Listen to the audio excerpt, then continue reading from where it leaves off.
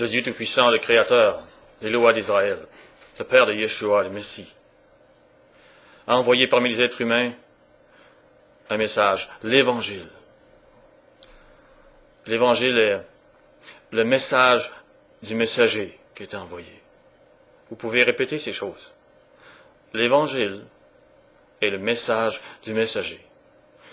Aujourd'hui, on témoigne de 4 évangiles. Matthieu, Marc, Luc et Jean. Pourquoi ces choses? Parce que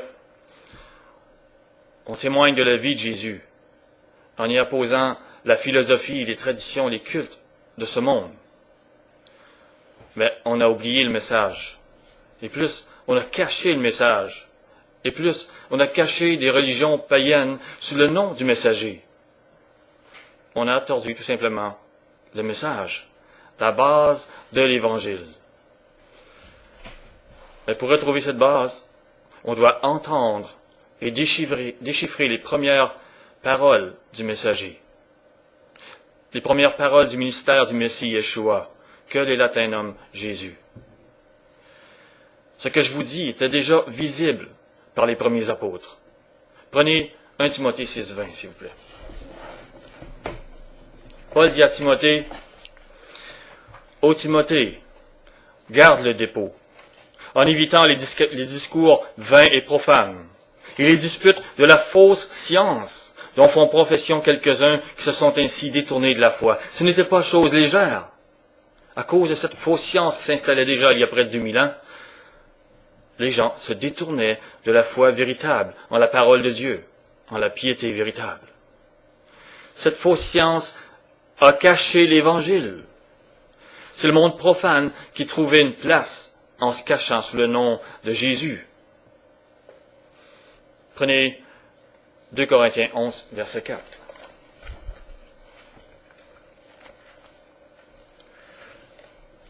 Paul dit, « Car si quelqu'un vient vous prêcher un autre Yeshua, un autre Jésus, c'est un Jésus qui n'était plus juif, mais qui était romain, païen. Ou si vous recevez un autre esprit, c'était plus un esprit qui vous demandait de vous sanctifier, mais qui acceptait la licence de péché. Ou un autre évangile, c'était plus un évangile qui prêchait les promesses de Dieu, le royaume sur cette terre. Il dit, vous le supportez fort bien.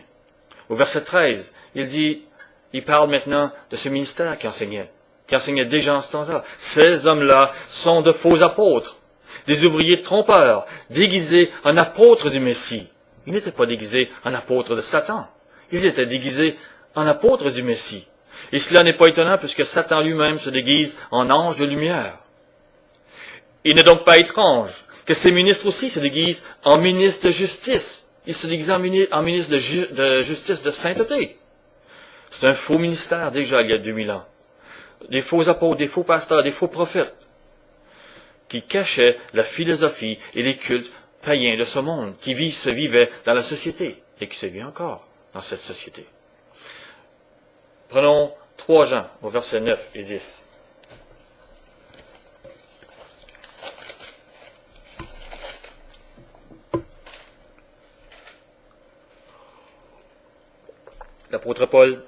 L'apôtre Jean, dans sa vieillesse, écrivait des lettres et des enseignements. Il envoyait des gens, car il était rendu vieux et il ne pouvait plus aller vraiment où il voulait. Il dit, j'ai écrit quelques mots à l'Église, mais Diotrephe, qui aime être le premier parmi eux, ne nous reçoit point. Si Diotrephe ne le recevait pas, c'est parce que Diotrephe était en tête de l'Église. Les gens permettaient que Diotrephe, qui avait un mauvais enseignement, soit dirigeant déjà de l'Église en ce temps-là. J'en étais même pas mort. L'apôtre dit, c'est pourquoi si je vais, je rappellerai les actes qu'il commet, en tenant contre nous de méchants propos. Non content de cela, il ne reçoit pas les frères, et ceux qui voudraient le faire, il les en empêche et les chasse de l'Église. Voilà que Diotrephe, qui était dirigeant, qu'on laissait la place de dirigeant, de mettre parmi les apôtres, chassait les gens qui voulaient entendre la vérité qui venait de l'apôtre Jean. Déjà, il y a 2000 ans, ces choses étaient cachées. Qui étaient ces gens? Jude le dévoile. Jude, verset 4. Car il s'est glissé parmi vous certains hommes dont la condamnation est écrite depuis longtemps, des impies. C'étaient des gens qui prêchaient l'impiété, la profanation, la fausse science. Et cette fausse science jetait dehors de l'Église la vérité, la véritable science de Dieu, les véritables paroles, le véritable évangile.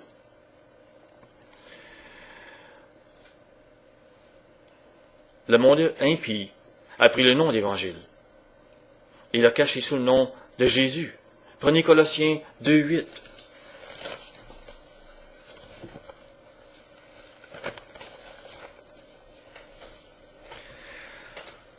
Paul dit, prenez garde que personne ne fasse de vous sa proie par la philosophie et par une vaine tromperie, s'appuyant sur les traditions des hommes, sur les principes élémentaires du monde, et non sur le Messie.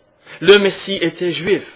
Il a vécu les fêtes juives que l'on trouve dans Lévitique 23. Il était le maître du sabbat que l'on trouve dans Luc 6:5. Mais les gens rejetaient le Messie.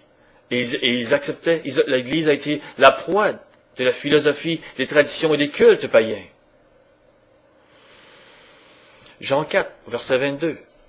Ils ont rejeté le Messie qui était juif.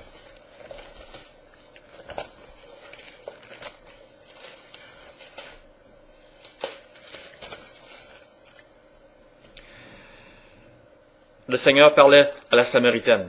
La Samaritaine ici parlait d'adoration et représentait le paganisme. Elle représentait tous les païens. Et le Messie leur dit, vous adorez ce que vous ne connaissez pas.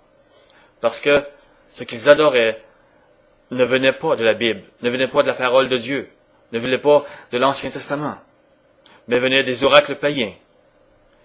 Et il dit nous, il parle des Juifs, en tant que Juifs.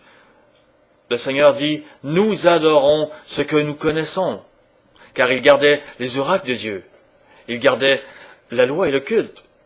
Il dit, le salut vient des Juifs, parce que ils ont gardé la vérité qui a été donnée dans la parole de Dieu, qui est à ce moment-là, dans l'Ancien Testament.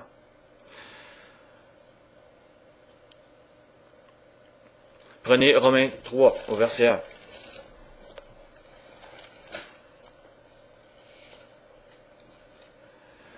Quel est donc l'avantage des Juifs? Ou quelle est l'utilité de la circoncision? Je ne parlerai pas ici de la circoncision, mais il dit, il est grand de toute manière, et tout d'abord en ce que les oracles de Dieu leur ont été confiés. Ils ont été confiés aux Juifs. Le calendrier, les choses pieuses étaient confiées aux Juifs, comme l'impiété appartenait aux païens. Ils ne savaient pas ce qu'ils adoraient. Prenez Romains 9.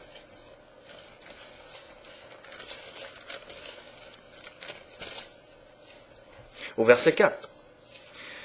Qui sont les Israélites à qui appartiennent l'adoption, la gloire, les alliances, la loi, le culte, les promesses? C'est pour cela que le Seigneur dit que le salut vient des Juifs. Parce qu'ils ont gardé la loi, le culte et les promesses qui nous guident, qui nous fortifient, car nous possédons les mêmes promesses qui ont été données aux Juifs, si nous suivons la loi et le culte, la piété. Je ne parle pas ici des traditions que les Juifs ont rajoutées à ces choses, mais bien à la piété biblique qui demeure, qui était et qui est parmi nous, qui doit être parmi l'Église.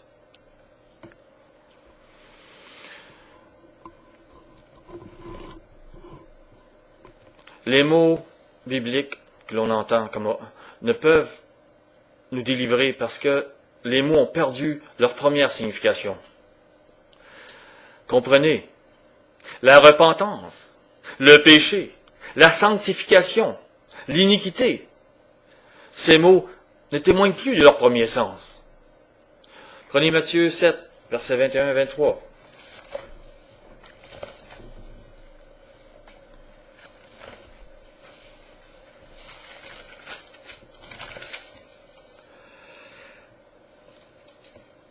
Ceux qui me disent, Seigneur, Seigneur, n'entreront pas tous dans le royaume des cieux, mais seulement celui qui fait la volonté de mon Père qui est dans les cieux.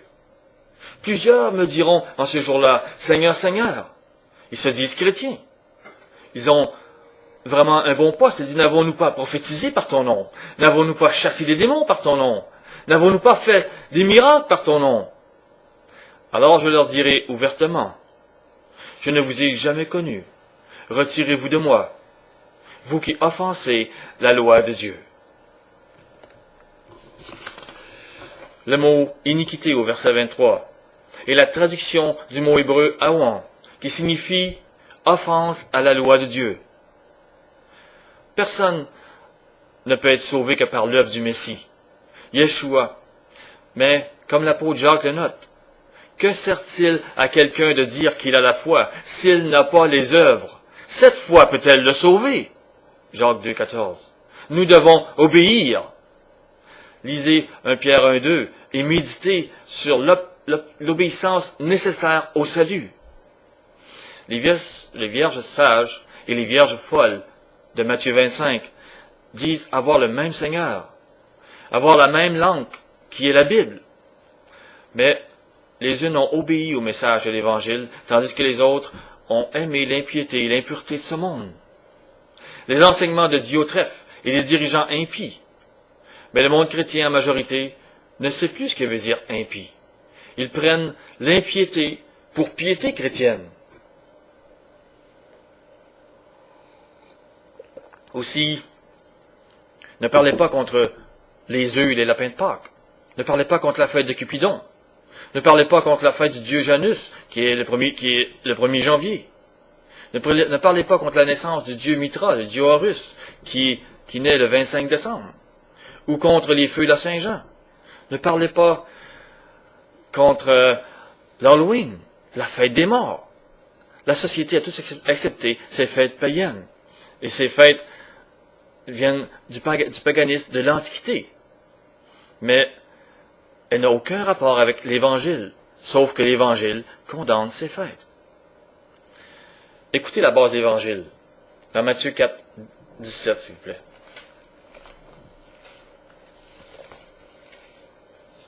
Dès ce moment, Yeshua commença à prêcher et à dire, « Repentez-vous, car le royaume des cieux est proche. » Si vous voulez les promesses, si vous voulez la résurrection, si vous voulez le royaume de Dieu, vous devez vous repentir. C'est la demande ultime du Seigneur.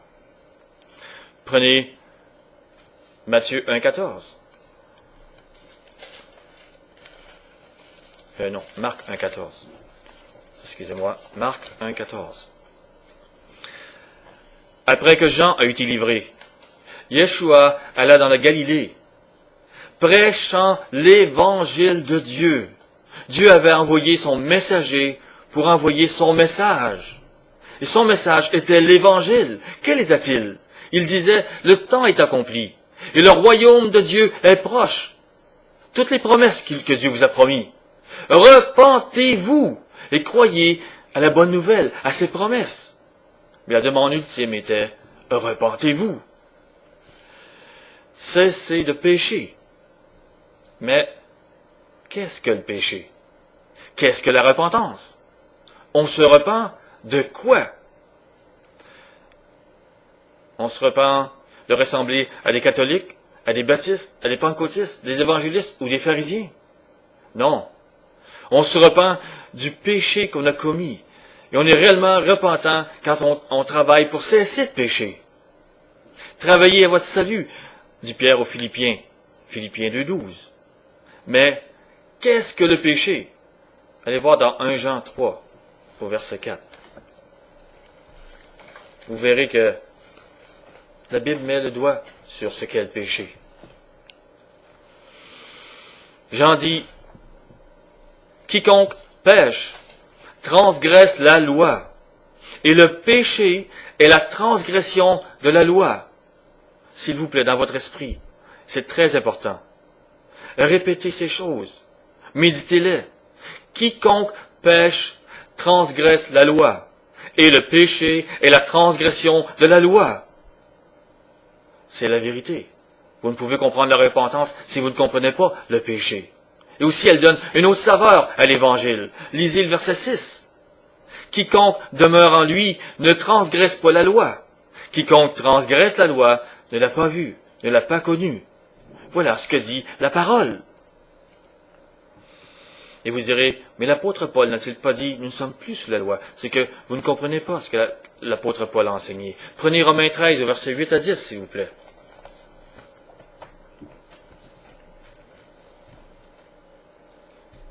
Je parle ultérieurement dans d'autres discours de ces choses. Je n'approfondirai pas la chose aujourd'hui. Nous n'avons pas le temps. Et nous ne nous éloignerons pas du sujet. Romains 13, verset 8. Ne devez rien à personne, si ce n'est de vous aimer les uns les autres. Celui qui aime les autres a accompli la loi. Comprenez-vous ce que l'apôtre Paul vient de dire ici? Il vient de prendre l'amour, aimez-vous les uns les autres, et de l'enchasser avec la loi.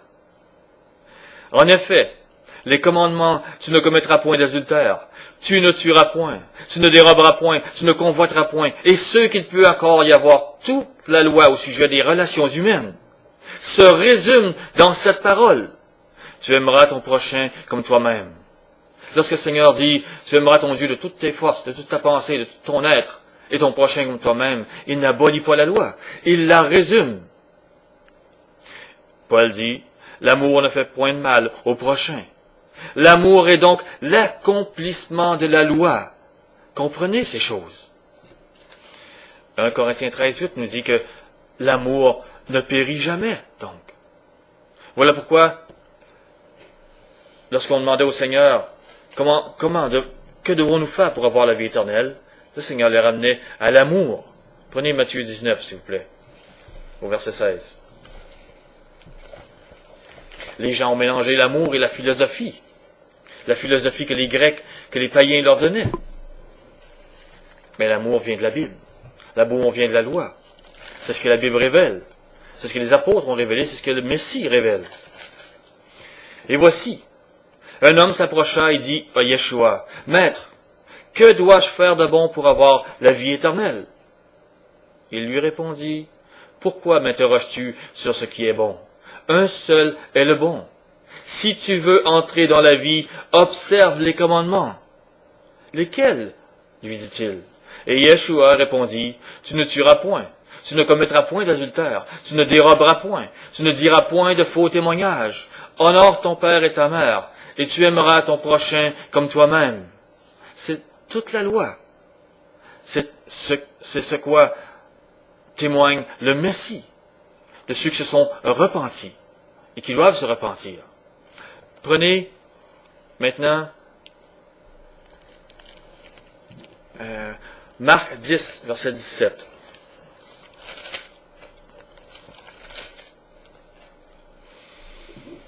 Et comme Yeshua se mettait en chemin, un homme accourut, et se jetant à genoux devant lui, il lui dit, « Bon maître, que dois-je faire pour hériter la vie éternelle? » Que dit le Seigneur? Yeshua lui dit, « Pourquoi m'appelles-tu bon? Il n'y a de bon que Dieu seul. Tu connais les commandements, tu ne commettras point d'adultère, tu ne tueras point, tu ne déroberas point, tu ne diras point de faux témoignages, tu ne feras pas de tort à personne, honore ton père et ta mère. » Il lui répondit, « Maître, j'ai observé toutes ces choses dès ma jeunesse. » Yeshua, l'ayant regardé, l'aima. Voulez-vous que le Seigneur vous aime?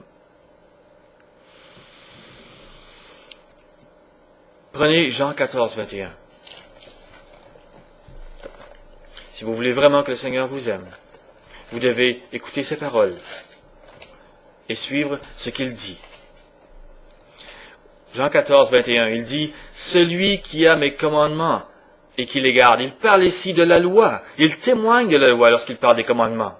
« C'est celui qui m'aime. Et celui qui m'aime sera aimé de mon Père. Je l'aimerai, comme il a aimé le jeune homme qui est venu, qui dit, « J'ai suivi la loi, Seigneur. » Et le Seigneur le regarda et l'aima. Est-ce que vous pouvez dire que le Seigneur peut vous regarder et vous aimer parce que vous suivez ses commandements, la loi, aujourd'hui? Et il dit, « Je me fais reconnaître à lui. ceux qui ne veulent pas se repentir, marcher dans les lois de Dieu, ne connaîtront pas le vrai Messie. Ils vont connaître un Seigneur païen, un Seigneur qui les enseigne dans les cultes de la société. Mais ils ne connaîtront pas la vraie repentance. Et ils marcheront dans le mensonge. Ils se plairont au mensonge. Ne soyez pas de ceux-ci. Acceptez l'Évangile, la repentance. Prenez Luc, verset 10.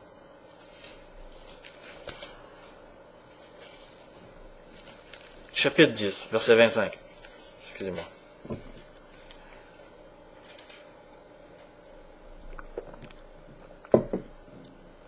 Un docteur de la loi se leva. Il dit à Yeshua, pour l'éprouver, « Maître, que dois-je faire pour hériter la vie éternelle ?» C'est encore la grande question. Yeshua lui dit, « Qu'est-il écrit dans la loi? Qui lis-tu » Il répondit, « Tu aimeras le Seigneur ton Dieu de tout ton cœur, de toute ton âme, et de toute ta force, et de toute ta pensée, et ton prochain comme toi-même. » Tu as bien répondu, lui dit Yeshua. Fais cela, et tu vivras. Le Seigneur n'a pas changé son appel. Il n'a pas changé son message de l'Évangile. Il amène toujours à la repentance. Et il fait connaître que ceux qui se sont repentis et marchent dans les lois de Dieu trouveront grâce. C'est la porte qui est ouverte. C'est le message envoyé par Dieu et donné par le messager qu'ont rejeté les hommes. Revenons maintenant à Matthieu 4, 17. Fort de ce que nous avons appris à propos du péché, de la repentance. Et lisons-le avec la nouvelle définition, celle qui est véritable, celle qui est l'évangile du Seigneur, la base de Matthieu 4, 17. De ce moment, Yeshua commença à prêcher et à dire, « Cessez de transgresser la loi, car le royaume des cieux est proche. » Voilà ce que ça voulait dire. Voilà ce qu'elle a été la base et les premiers mots de son ministère, qu'ont rejeté les hommes. Prenez le chapitre 5, verset 17. Le Seigneur dit, « Ne croyez pas que je sois venu pour abolir la loi. » Les hommes auraient voulu cela, et ils l'ont fait. Mais au verset 20, il leur dit, « Car je vous le dis, si votre justice, il parle de la loi, de votre repentance, ne surpasse celle des scribes et des pharisiens, vous n'entrerez point dans le royaume des cieux. » Voilà le message pour entrer dans le royaume. Repentez-vous, sinon vous n'aurez pas les promesses. Prenons Marc, verset 1, 14.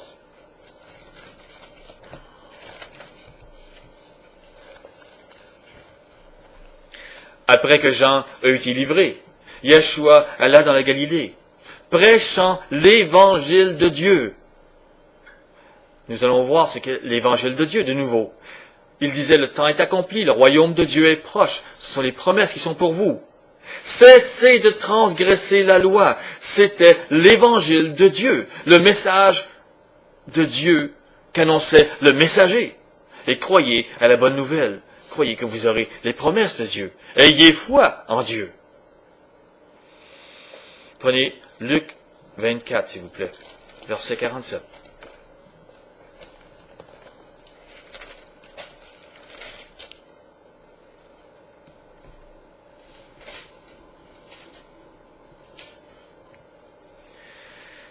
Et que la repentance et le pardon des péchés seraient prêchés en son nom à toutes les nations. Les gens prêchent toutes sortes de religions, toutes sortes de choses, au nom de Jésus. Mais ils ne prêchent pas l'évangile réel et véritable du Seigneur. Qu'est-ce qui est offert aux nations?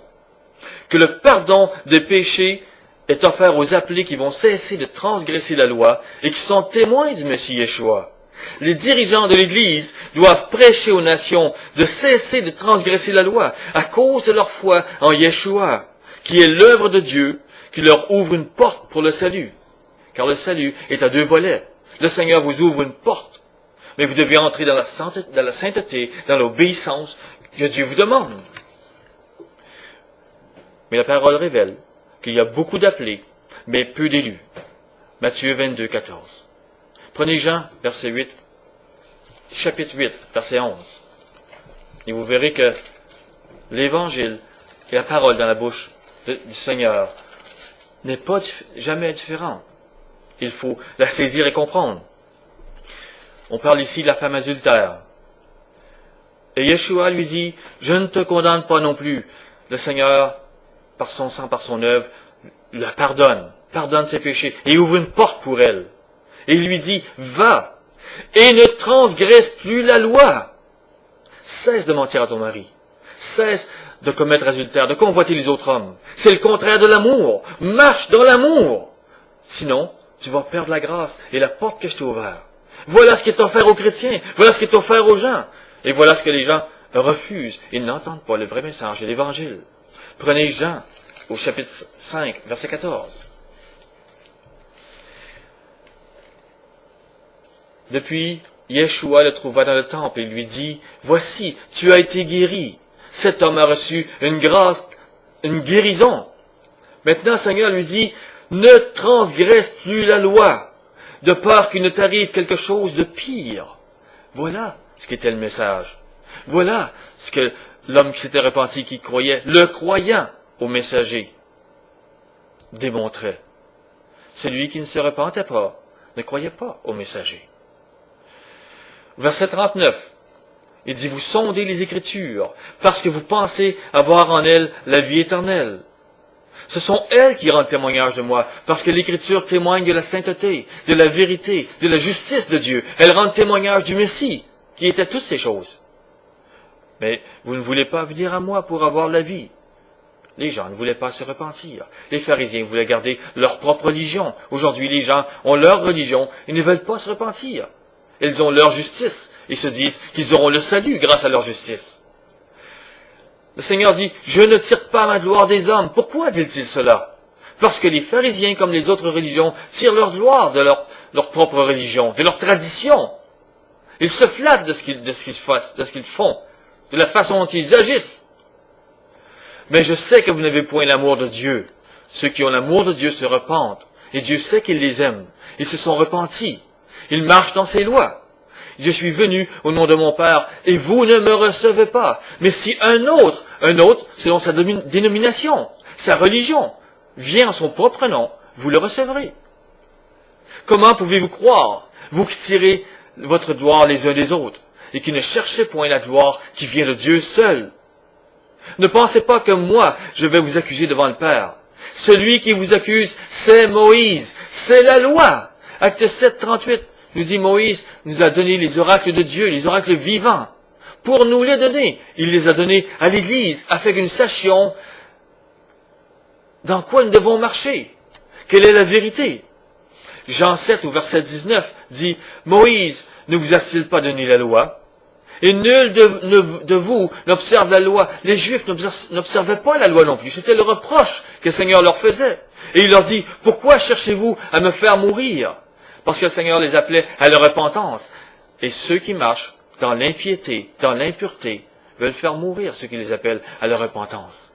C'est pourquoi le Seigneur leur demande ça. Pourquoi voulez-vous me faire mourir?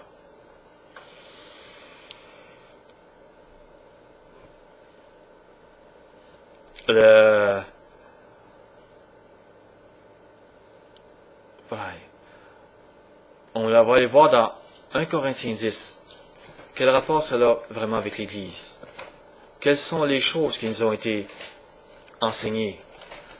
Et si vraiment l'apôtre Paul témoignait de ces choses, il dit, frères, je ne veux pas que vous ignoriez que nos pères ont tous été sous la nuée, qu'ils ont tous passé au travers la mer, qu'ils ont tous été baptisés en Moïse dans la nuée et dans la mer, qu'ils ont tous mangé le même aliment spirituel, ils ont tous connu ce qu'était la loi, la vérité, la sainteté.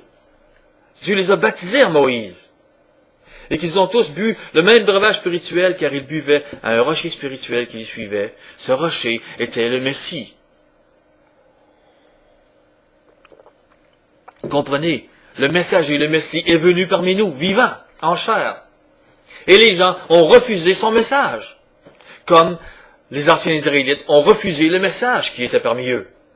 Mais la plupart d'entre eux ne furent point agréables à Dieu, puisqu'ils périrent dans le désert. Qu'ont-ils fait? Ils ont transgressé la loi.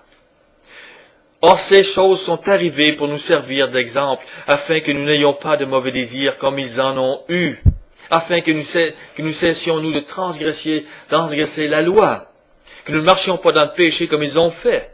Il dit, ne devenez point idolâtres, c'est-à-dire cessez de marcher dans l'impiété et marcher dans la piété de Dieu. Comme quelques-uns d'entre eux, selon qu'il est écrit, le peuple s'assit pour manger et pour boire, puis se levèrent pour se divertir. Les gens parlent de l'idolâtrie ancienne et ils se disent, ils sacrifiaient des enfants, ils sacrifiaient des personnes, ils buvaient du sang. Ce n'est pas ce que la Bible révèle. Dieu reproche à son peuple d'avoir pris des festins, d'avoir festoyé, d'avoir pris des grands repas, mais pour les dieux païens, pour des cultes païens. Et il dit, ne devenez point idolâtres. Au verset 11, ces choses leur sont arrivées pour nous servir d'exemple. Elles ont été écrites pour notre instruction à nous qui sommes parvenus à la fin des siècles. Ainsi donc, que celui qui croit être debout prenne garde de tomber. Vous pouvez dire, Seigneur, Seigneur. Vous pouvez dire, nous croyons à Jésus. Vous pouvez dire, nous faisons des miracles. Prenez garde de tomber si vous marchez dans les cultes païens. Au verset 14, il dit, c'est pourquoi, mes bien-aimés, fuyez l'idolâtrie. L'idolâtrie est révélée dans l'Ancien Testament. C'était la lumière pour le Nouveau Testament. C'était la lumière sur laquelle s'appuyait l'Église, s'appuyait l'apôtre Paul. Si vous refusez la lumière de l'Ancien Testament, vous refusez de connaître ce qu'est l'impiété et la piété. Et ce que témoignait notre Seigneur. Le monde, la société et les religions ont rejeté la vraie notion du péché. Voilà pourquoi ceux qui deviennent serviteurs de leur religion, mais pas du Dieu biblique. Ils ont une ampoule électrique dans leurs mains, mais ils refusent le courant qui allumerait l'ampoule. Aussi, ils refusent d'accepter que l'Ancien Testament fait partie de l'Évangile. C'est elle qui éclaire l'Église. Elle nous enseigne ce qu'est l'adoration. Elle nous enseigne la base de l'amour pour notre prochain. La base d'intelligence du message de l'Évangile est donc Exode 20, 3, 17.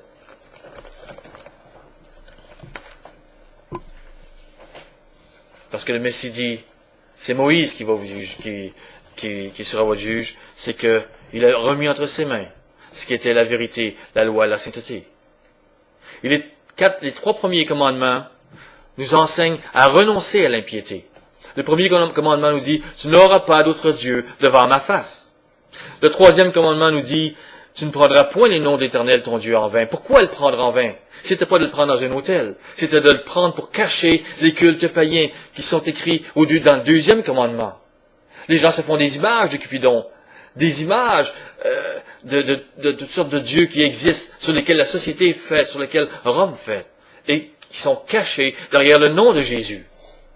Le Seigneur nous demande de renoncer à cette impiété. Si vous ne renoncez pas à l'impiété, vous ne pouvez pas vivre la piété. Vous renoncerez et vous parlerez contre la piété de Dieu, qui est le 4e commandement, la base. Dit, souviens-toi du jour du repos pour le sanctifier. Le jour du repos biblique, selon Dieu, est le sabbat. C'est le sabbat hebdomadaire et aussi les 7 sabbats annuels faisant partie des fêtes de Dieu que nous retrouverons dans Lévitique 23. Les gens qui rejettent ces choses rejettent la piété du Créateur et acceptent l'impiété de la Samaritaine, acceptent l'impiété de tous les prêtres de Jupiter, les prêtres grecs, babyloniens. C'est cette impiété qui est parmi nos sociétés. Et c'est cette impiété que les gens ne veulent pas rejeter. Et les 6 derniers commandements nous enseignent la base de ce qu'est la relation entre les humains. Paul enseignait le message de l'Évangile. Prenez Romains 2, au verset 3, s'il vous plaît. Verset 13. Romains 2, 13. Paul n'était pas loin de ces choses. Comme plusieurs personnes ont tordu son message, ont pris des paroles pour enlever la vérité et le véritable évangile. 2,13. Paul dit, ce ne sont pas, en effet, ceux qui écoutent la loi qui sont justes devant Dieu, que vous soyez juifs ou païens. Il dit, mais ce sont ceux qui la mettent en pratique qui seront justifiés. Répétez ces choses aussi. Ce ne sont pas ceux qui écoutent la loi qui sont justes devant Dieu, mais ce sont ceux qui la mettent en pratique qui seront justifiés. Le juste est celui qui met en pratique la loi de Dieu. C'est celui qui va trouver grâce devant Dieu. Il marche dans la repentance. Au verset 16, l'apôtre Paul dit, c'est ce qui paraîtra au jour où, selon mon évangile, c'est l'évangile du Messie, de la vérité, de la repentance. Dieu jugera par le Messie Yeshua les actions secrètes des hommes. Et ce sera selon ce que Dieu a donné à Moïse. Comprenez. Prenons 1 Corinthiens 6, verset 9.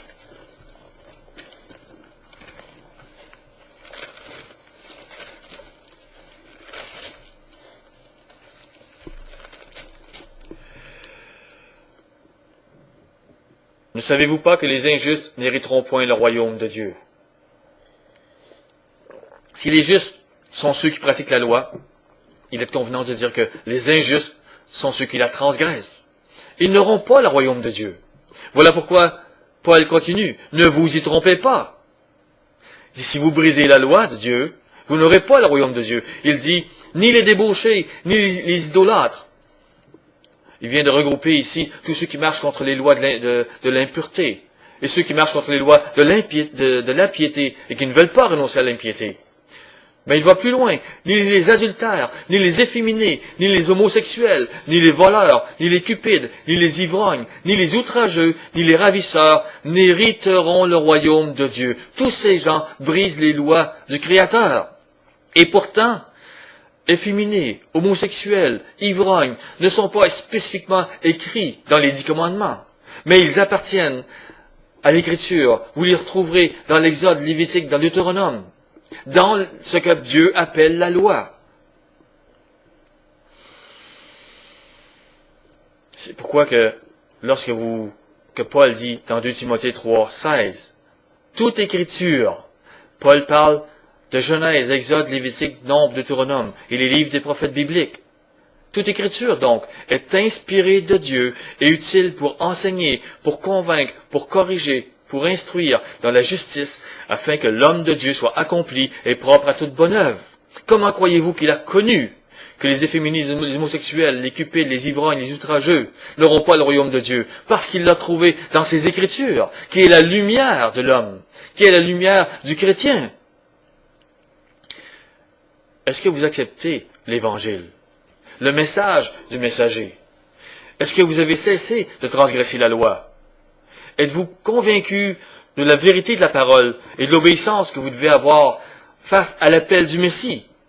Assez pour vous laisser enseigner, corriger, instruire par la loi, la parole de Dieu.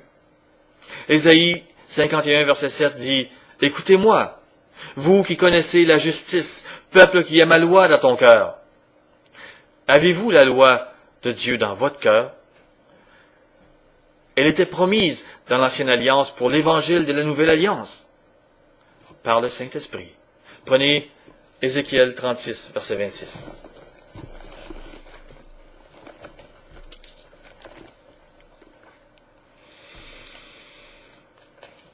Le Seigneur Dieu nous a dit, « Je vous donnerai un cœur nouveau. Je mettrai en vous un esprit nouveau.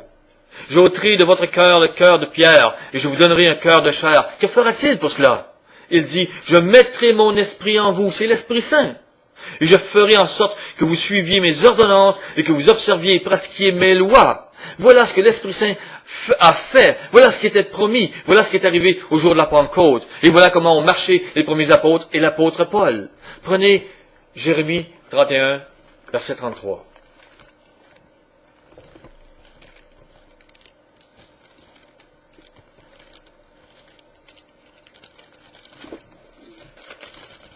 Mais voici l'alliance que je ferai avec la maison d'Israël. Cette nouvelle alliance était aussi pour l'Église. Après ces jours-là, dit l'Éternel, je mettrai ma loi au-dedans d'eux. Je l'écrirai dans leur cœur. Je serai leur Dieu et ils seront mon peuple. Vous pouvez vous répéter ces choses. Que fera l'Esprit Saint en nous? Il mettra la loi de Dieu dans nos cœurs et nos esprits. Voilà ce que nous retrouvons dans le Nouveau Testament. Prenez Hébreux 10, au verset 14.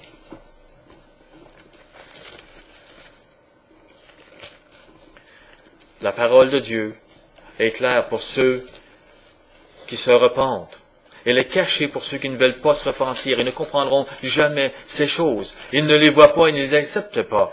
Mais lorsque vous passez par la vraie repentance et que vous acceptez les lois du Seigneur, le Seigneur vous aime. Il vient à votre maison et il vous explique ces choses. Il mange avec vous. Il ne vous laissera pas seul. Son esprit va témoigner de la vérité. Au verset 14, Hébreux 10, 14, « Car par une seule offrande, il a amené à la perfection pour toujours ceux qui sont sanctifiés. » La perfection et la sanctification, c'est l'absence de péché. C'est ce que le Saint-Esprit nous atteste aussi, car après avoir dit, le Saint-Esprit a parlé dans l'Ancienne Alliance, et voici maintenant ce qu'il répète dans la Nouvelle Alliance. « Voici l'alliance que je ferai avec eux. » C'est la Nouvelle Alliance. Après ces jours-là, dit le Seigneur, je mettrai mes lois dans leur cœur, je les écrirai dans leur esprit. Voilà ce qui est fait pour le vrai chrétien. Voilà ce que le Saint-Esprit fait pour que nous répondions à l'appel de l'Évangile que le Messie a donné, que nous avons vu dans Matthieu 14, dans Matthieu 4, 17, dans Marc 1, 14. Prenez Hébreux 8, verset 10. C'est écrit à plusieurs endroits. Mais voici l'alliance que je ferai avec la maison d'Israël. C'est la nouvelle alliance qui est pour l'Église. Après ces jours-là, dit le Seigneur, je mettrai mes lois dans leur esprit. Je les écrirai dans leur cœur. Le Seigneur est constant. L'Esprit Saint est constant dans ce qu'il dit. Et vous êtes rebelles à l'Évangile si vous transgressez la loi de Dieu. Prenez Hébreux 10, verset 26. Car si nous transgressons la loi volontairement, après avoir reçu la connaissance de la vérité, il ne reste plus de sacrifice pour les péchés, mais une attente terrible du jugement et l'ardeur d'un feu qui dévorera les rebelles. Ne demeurez pas rebelles, repentez-vous, il est encore temps. Cherchez et marchez dans la vérité.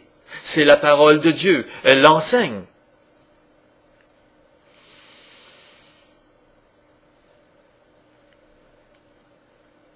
Acte 2 nous donne un discours de Pierre aux Juifs. Au verset 38, les Juifs qui se repentent demandent à l'apôtre, « Que ferons-nous » Pierre pose la base, la condition ultime de l'Évangile. Il dit, « Cessez de transgresser la loi, repentez-vous » est la traduction. Mais ces Juifs savaient de quoi il fallait se repentir, en fonction de la loi écrite dans Genèse, Exode, Lévitique, Nombre et Deutéronome.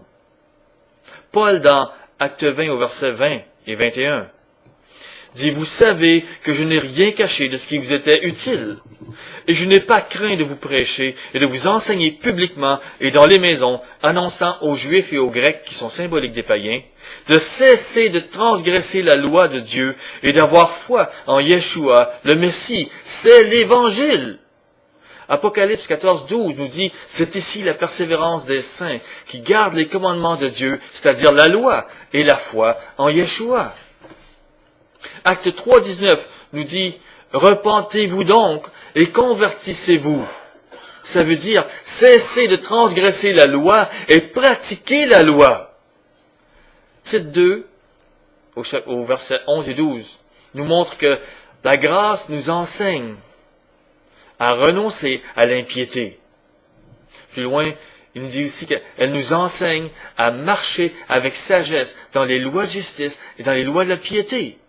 Seules les lois bibliques nous enseignent ce qu'est l'impiété et la piété, l'impureté et les lois morales justes.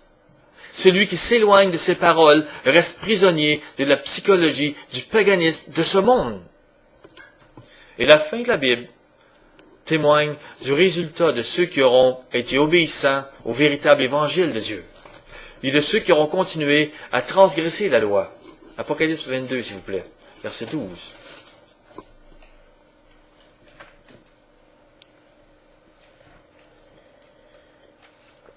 Le Seigneur parle à l'Église. Il est venu sur terre, il a enseigné l'Évangile, il a demandé que nous cessions de transgresser la loi.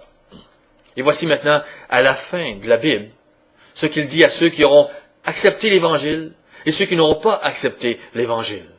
Au verset 12, il dit, voici, je viens bientôt, et ma rétribution est avec moi, pour rendre à chacun selon son œuvre. C'est l'œuvre des vierges folles, c'est l'œuvre des vierges sages. Vous pouvez le lire dans Matthieu 25. Celles qui se sont repenties et celles qui ne se sont pas repenties. Au verset 14, il dit, heureux ceux qui lavent leurs robes. Ceux qui lavent leurs robes, ce sont ceux qui ont arrêté de transgresser la loi et qui pratiquent la loi de Dieu. Afin d'avoir droit à l'arbre de vie et d'entrer par les portes de la ville. Comprenez-vous, vous avez le deuxième volet. Le premier volet est l'appel. Et le deuxième volet est la sanctification, votre réponse à l'appel, la porte étroite dans laquelle vous devez entrer. Et tous ceux qui n'ont pas voulu cesser de transgresser la loi. Au verset 15, sont écrits, dehors les chiens, les magiciens, les débauchés, les meurtriers, les idolâtres. Les débauchés et les idolâtres sont entre les meurtriers. Parce que ceux qui ne veulent pas se repentir à l'impureté, ceux qui ne veulent pas se repentir de marcher dans l'impiété et d'accepter la piété de Dieu, veulent faire mourir ceux qui parlent de ces choses, que ce soit en action ou en parole. Ils sont meurtriers. Ils aiment le mensonge, ils défendent le mensonge. C'est pourquoi le Seigneur leur dit, et quiconque aime et pratique le mensonge.